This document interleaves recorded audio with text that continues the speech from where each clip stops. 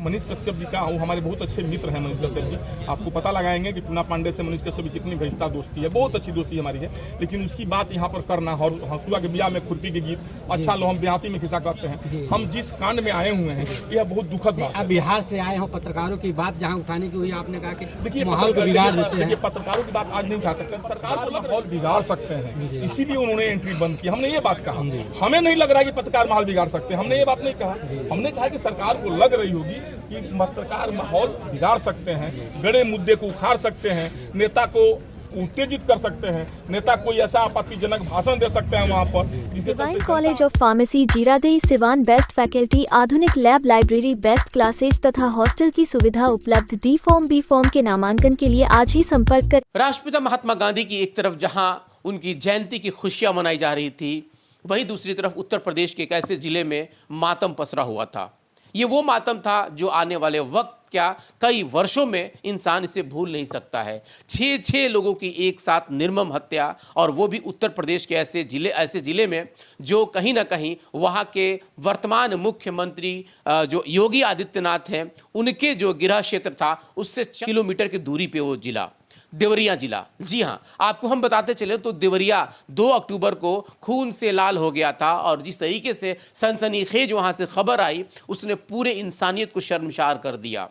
2 अक्टूबर की सुबह में जिस तरीके से देवरिया के रुद्रपुर के फतेहपुर गांव के लहरा टोली गांव में जिस तरीके से एक घटना घटी, सिर्फ 8 बीघे जमीन को लेकर के सत्य प्रकाश दुबे के पूरे परिवार को खत्म कर दिया गया। अभी सिर्फ उसमें एक इकलौता उनके बेटे बचे हुए हैं जिनका नाम है अनमोल दुबे।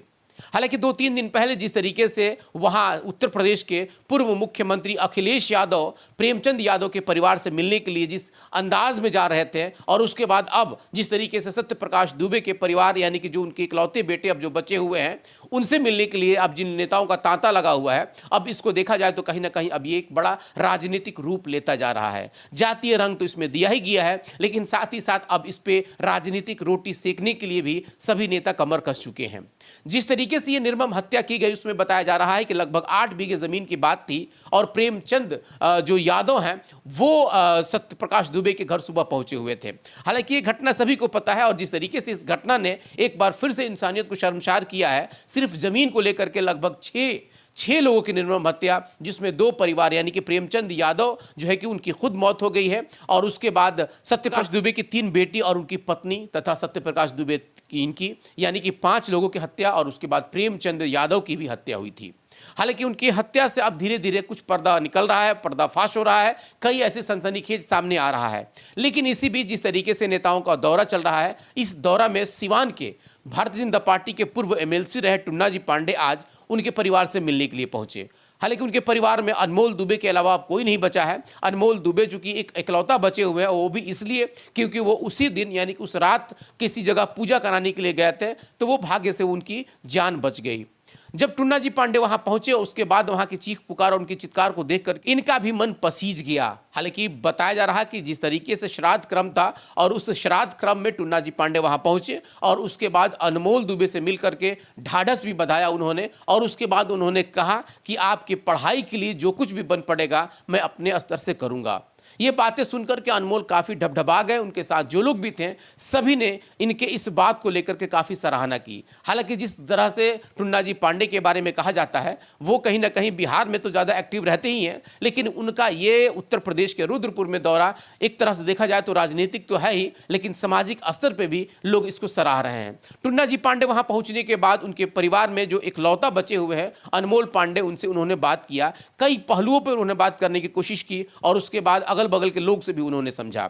इस मौके पे वो जाकर के श्राद्ध क्रम में भी भाग लिए, वो सभी के जो स्वर्गीय थे उनके माला अर्पण भी उन्होंने किया, और उसके बाद अनमोल दुबे से बात करके आगे की जिंदगी को वो अच्छी तरीके से जिए, और जो भी उनको जरूरत पड़ेगी हम उनको पूरा करेंगे, इसका आश्वासन टुन्ना जी पांडे ने दिया। एक खास कार्यक्रम देखिए यस24 न्यूज का, जब टुन्ना जी पांडे उत्तर प्रदेश के देवरिया रुद्रपुर में पहुंचे, और खास करके उन्होंने क्या कुछ कहा, ये तस्वीर।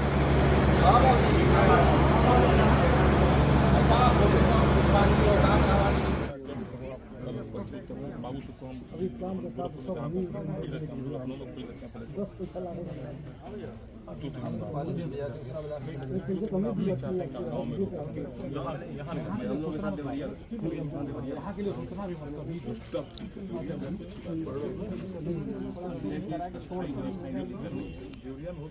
रंग वही लोग दे रहे हैं जो इस हत्या के अपराधियों से कहीं न कहीं वही इसके जाके रंग दे रहे हैं कि इसको असली हत्यारे को गिरफ्तार न किया जाए, असली हत्यारे पर पुलिस पहुंचे नहीं, प्रशासन जाए नहीं, इसको गुमराह किया जा रहा है। हमारी संवेदना दोनों परिवार के साथ है।